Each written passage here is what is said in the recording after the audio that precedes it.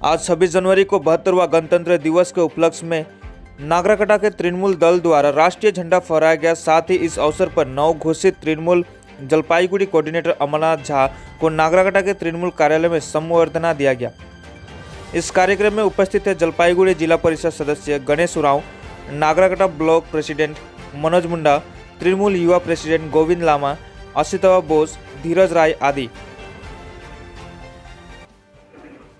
आज हम लोग 26 जनवरी गणतंत्र दिवस में झंडा उठाने के बाद में हम लोग आज एक प्रोग्राम किए हैं जो कि स्टेट लेवल से हम लोग को इंस्ट्रक्शन था कि इलेक्शन चलाने के लिए जो कोऑर्डिनेटर जो पोस्ट दिया गया है अमरनाथ जी को, तो उनका संबर्धना जनाने का आज एक प्रोग्राम हम लोग रखे।